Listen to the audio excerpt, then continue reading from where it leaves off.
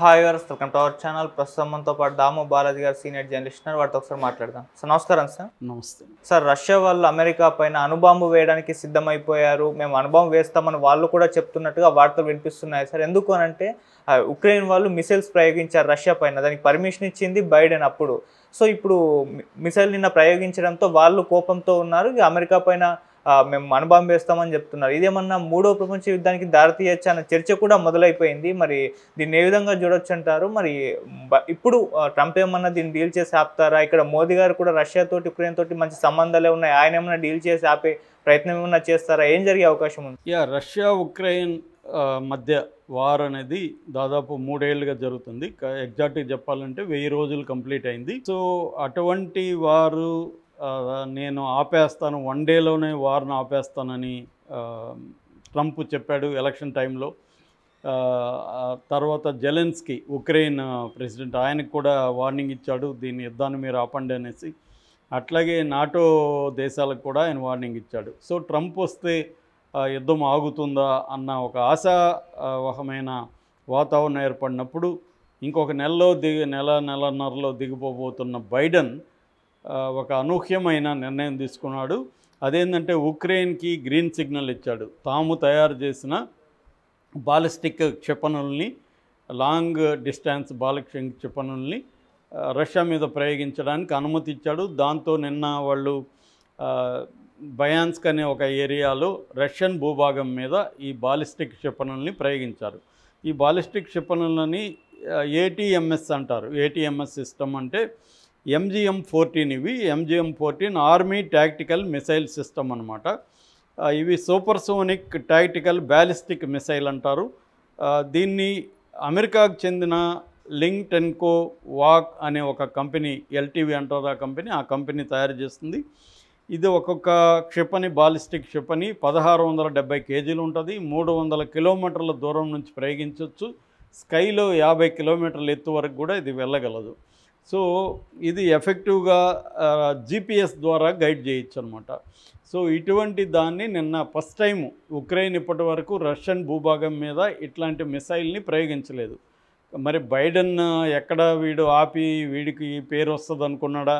ఎందుకంటే ట్రంప్ పీరియడ్లో ఈ వార్ స్టార్ట్ కావలేదు. బైడెన్ పీరియడ్లోనే 2022 ఫిబ్రవరిలో ఉక్రెయిన్ మీద రష్యా వార్ మొదలుపెట్టింది. కాబట్టి అప్పటి నుంచి కూడా బైడెన్ క్రియేట్ చేసింది అనేది అందరి అభిప్రాయం. సో ఇప్పుడు ఇతను వచ్చినాక ఈ రష్యా ఉక్రెయిన్ వార్ వల్ల అమెరికాకు నష్టం కాబట్టి అమెరికా ఫస్ట్ అనే పాలసీ ట్రంప్ చేపట్టాడు. కాబట్టి అమెరికాకు నష్టం జరిగి ఎక్కడైనా కూడా తాను ఇంటర్వ్యూన్ అయ్యి అమెరికాకు నష్టం జరగకుండా దాను సరిదిద్దాను, ముఖ్యంగా యుద్ధాలను ఆపుతాననేది ట్రంప్ చెప్తున్న మాట. మరి ఆ ట్రంప్ యుద్ధాన్ని ఆపకముందే ఇతను రెచ్చగొట్టేసి ఉక్రెయిన్ని యుద్ధాన్ని మరింత ఎస్కలేషన్ ఆఫ్ వార్, సో మరింత పెంచడానికి బైడెన్ ట్రై చేస్తున్నట్టుగా కనబడుతుంది. బైడెన్కి మతి చెల్లించింది, అతనికి మతిమరుపు వచ్చిందని కూడా విమర్శలు వస్తున్నాయి. కానీ అతను గ్రీన్ సిగ్నల్ ఇచ్చేశాడు. దీంతో రష్యా రియాక్ట్ అయింది. రష్యా ఏం చెప్తుంది? మా దేశం మీద ఎవరు దాడి చేసినా మేము ఊరికే ఉండము, ఆ దేశానికి ఎవరు సహాయం చేస్తే వాళ్ళు కూడా మా ఎనిమీసే. అందువల్ల ఇప్పుడు అమెరికాలో తయారైన ఈ మిసైల్స్ని ఉక్రెయిన్కి ఇచ్చింది. ఉక్రెయిన్ అమెరికన్ టెక్నాలజీ సాయంతో మా మీద దాడి చేసింది కాబట్టి అమెరికా ఆల్రెడీ అణ్వాయుధం కలిగి ఉంది కాబట్టి న్యూక్లియర్ వెపన్, మేము అమెరికా మీద న్యూక్లియర్ వెపన్ని వేస్తాము. అట్లాగే యూరోపియన్ దేశాలు ఎవరైనా ఉక్రెయిన్కి ఏ రకమైన సహాయం అందించినా ఆ దేశాలు కూడా మాకు ఎనిమిసే, ఆ దేశాల మీద కూడా మేము న్యూక్లియర్ వెపన్స్ వేస్తామని నిబంధనల్ని సవరిస్తూ నిన్న తీర్మానం చేసింది. ఇది ఇప్పుడు అందరికీ భయాందోళన కలిగిస్తుంది. ఏమైనా పుతిన్ డ్రాస్టిక్ చర్య తీసుకుంటాడా? న్యూక్లియర్ బాంబుని ప్రయోగిస్తాడా? ప్రయోగిస్తే పరిస్థితి ఏంటి? అవతల దేశాలు కూడా గమ్మునుండవు కదా. దీనివల్ల ఒక ప్రపంచ యుద్ధం వచ్చే పరిస్థితి ఉందా? ఎందుకంటే ఆల్రెడీ రష్యాకు వ్యతిరేకంగా కొన్ని దేశాలు, రష్యాకు అనుకూలమైన చైనా, కొంతవరకు ఇండియా, ఇలాగ చీలిపోయింది ప్రపంచం. ఇది ప్రధాన కారణం ఏంటంటే 91 వరకు ఉక్రెయిన్ కానీ రష్యా కానీ అన్నీ కూడా సోవియట్ యూనియన్లో భాగంగా ఉన్నాయి. 91లో విడిపోయినాయి. ఇది ఉక్రెయిన్ స్వతంత్ర రాజ్యంగా ప్రకటించుకునింది. అది రష్యాకి ఇష్టం లేదు. రష్యా ఉక్రెయిన్ని తన కంట్రోల్లో ఉంచుకోవాలనుకున్నది. ఇక్కడ నాటో ఎంటర్ అయింది, నార్త్ అట్లాంటిక్ ట్రీటీ ఆర్గనైజేషన్. దీంట్లో యూరోపియన్ దేశాలు, అమెరికా ఇవి ఉంటాయి. ఈ నాటో ఏమైంది, ఉక్రెయిన్ని తమ సభ్యత్వం ఇప్పించి ఉక్రెయిన్ వరకు తాము ఎక్స్టెండ్ చేయాలి నాటో ఆధిపత్యాన్ని నాటో అనుకున్నది అమెరికా ఆధ్వర్యంలో. దాన్ని రష్యా, నాకు పక్కనే బార్డర్లో ఉక్రెయిన్ ఉంటుంది, ఉక్రెయిన్లోకి మీరు కానీ ఎంటర్ అయితే నాకు ఇబ్బంది అని చెప్పి దాన్ని వ్యతిరేకిస్తుంది రష్యా. దాన్ని వ్యతిరేకించమని ఉక్రెయిన్కి చెప్తుంది. కానీ ఉక్రెయిన్ నాటోని, అమెరికాని ధిక్కరించే పరిస్థితిలో ఉక్రెయిన్ లేదు.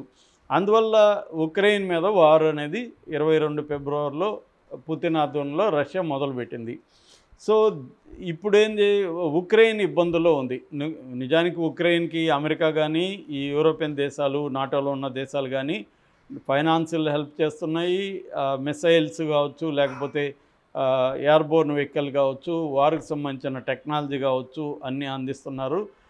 ఈవెన్ మన ఆయన ఎవరు, టెస్లా ఎలాన్ మస్క్ కూడా స్టార్ లింక్ అనే ఆయన శాటిలైట్ని ఉక్రెయిన్కి దగ్గరలోకి తీసుకొచ్చాడు. ఎందుకంటే దాని ద్వారా ఇంటర్నెట్ వాళ్ళకి దొరుకుతుంది.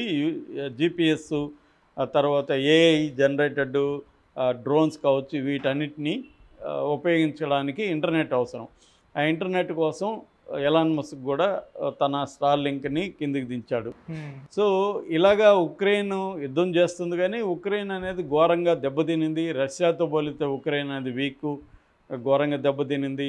లక్షలాది మంది సైనికులు చనిపోయారు, ప్రజలు నిరాశ్రయులయ్యారు. ఇటువంటి పరిస్థితి రష్యా కూడా దెబ్బతింది. రష్యా నుంచి కూడా అనేక మంది విదేశాలకు పారిపోయారు. ఉక్రెయిన్ నుంచి యూరప్ అంతా వలసలు వెళ్ళిపోయారు. ఈ దశలో వాళ్ళిద్దరూ నిజానికి కలిసిపోయారు. ఎవరైనా వచ్చి యుద్ధాన్ని ఆపితే బాగుండేమన్న పరిస్థితిలోకి వాళ్ళు వెళ్ళిపోయారు. దీన్ని ఉపయోగించుకొని మోడీ రష్యాతోనూ ఉక్రెయిన్ ప్రెసిడెంటు జెలెన్స్కీతోనూ చర్చలు జరిపాడు. ఇద్దరు మీరు యుద్ధం ఆపండి అని చెప్పాడు. రష్యా ప్రెసిడెంట్ని 3 సార్లు 3 నెలల్లో 3 సార్లు కలిశారు. ఇండియాకు కూడా ఆహ్వానించాడు. నెక్స్ట్ మంత్ పుతిన్ ఇండియాకు వస్తున్నాడు. మోడీ కూడా సీరియస్గా ట్రై చేస్తున్నాడు. ఎందుకంటే మోడీకి కూడా, మన దేశానికి కూడా ఈ రష్యా, ఈ ఉక్రెయిన్ వార్ వల్ల అనేక రకాల ఇంపాక్ట్ పడింది.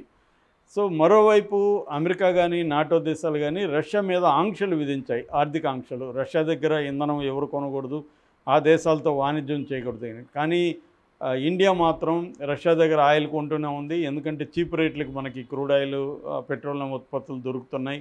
తర్వాత కరెన్సీ కూడా రష్యన్ కరెన్సీలో చెల్లించవచ్చు అని కూడా రష్యా ఒప్పందంలో ఉంది. అందుకని మనకు బెటర్గా ఉంది. సో ఆ రకంగా మనం చాలా బాగుపడ్డాము. మన వల్ల రష్యాకు కూడా హెల్ప్ అయింది. ఎందుకంటే వాళ్ళకి వేరే యూరోపియన్ దేశాలంతా బహిష్కరించాయి కాబట్టి ఆ కూటమిలో లేని దేశాలు, చైనా కావచ్చు, ఇండియా కావచ్చు, టర్కీ కావచ్చు, ఇరాన్ కావచ్చు, ఇలాంటి దేశాలు ఆ దేశంతో వాణిజ్యాన్ని కంటిన్యూ చేస్తున్నాయి. అందువల్ల కొంతవరకు రష్యా నిలబడగలిగింది. అయితే ఇండైరెక్ట్గా ఇప్పుడు మనం ఆ దేశం నుంచి తీసుకొచ్చిన క్రూడ్ ఆయిల్ ఉత్పత్తుల్ని రిఫైన్ చేసి మళ్ళీ మనం యూరోప్కి పంపిస్తున్నాం. అంటే యూరోప్లో కూడా ద్వంద్వ ప్రవృత్తుంది. ఒక పక్క ఆంక్షలు ఉంటే దాన్ని తీసుకొచ్చి మళ్ళీ వీళ్ళు కొనుక్కుంటున్నారు కదా. అంటే ఒక రకంగా రష్యన్ ఉత్పత్తుల్ని వాళ్ళు కూడా వాడుతున్నారు కదా. దానికి కారణం ఏంటంటే యూరోప్ దేశాలు అనేకం క్రైసిస్లో ఉన్నాయి. ఇప్పుడు ట్రంప్ వచ్చి ఇంకొక బాంబు కూడా పేల్చాడు యూరోప్ దేశాలకు. అదేంటంటే నాటోలో మీరు డబ్బులు ఎక్కువ పెట్టుబడులు పెట్టట్లేదు, నాటోకి ఫండ్స్ ఇవ్వండి, మేమే ఇచ్చి మేమే కుదరదు, మీరు కూడా ఇవ్వాలి అని పెట్టాడు. దానివల్ల ఆయా దేశాల మీద బర్డన్ పడుతుంది. ఎందుకంటే ఆల్రెడీ యూరోప్లో చాలా దేశాలు ఫైనాన్షియల్ క్రైసిస్తో సతమతం అవుతున్నాయి. సో ఇటువంటప్పుడు వాళ్ళు దీని మీద ఇన్వెస్ట్ చేయడం అనేది వాళ్ళకి ఇబ్బంది అవుతుంది. సో ఈ పరిణామాల నేపథ్యంలో ఇప్పుడు ఇమ్మీడియట్గా చోటు చేసుకున్న ఉక్రెయిన్ దాడి ఏదైతే ఉందో అది కూడా దేని మీద దాడి చేసింది, రష్యాలో ఉండే ఈ బ్రయాన్స్ ప్రాంతంలో ఉండే డిఫెన్స్ ఫెసిలిటీస్ మీద దాడి చేసింది. అంటే డిఫెన్స్ తయారీ కేంద్రాలు కావచ్చు, వాటి మీద దాడి చేసింది. పెద్ద నష్టమేం కలగలేదు, మేము అన్నిటిని కూడా వాటిని బ్రేక్ చేయగలిగాము అని, ఇంటర్సెప్ట్ చేసి వాటిని కూలగొట్టగలిగామని రష్యా చెప్తుంది. కానీ ఎంత నష్టం ఏం జరిగిందనేది తెలియదు. ఇప్పటివరకు ఉక్రెయిన్ మేమే దాడి చేసామని క్లెయిమ్ చేయట్లేదు, రష్యానే చెప్తుంది. దీని నుంచి ఒకవేళ రష్యా అమెరికా మీద కూడా ఏమన్నా అణుబాంబు వేసే పరిస్థితి ఉందా అనే చర్చ జరుగుతుంది. కానీ ఎక్స్పర్ట్లు, ఈ రష్యా వీటి మీద అనుభవం ఉన్న ఎక్స్పర్ట్ల ఇంటర్వ్యూలు నేను కొన్ని చూశాను. వాళ్ళు చెప్తున్నది ఏంటంటే ఇప్పటికిప్పుడు అటువంటి ప్రమాదం అయితే రాదు. రష్యా తన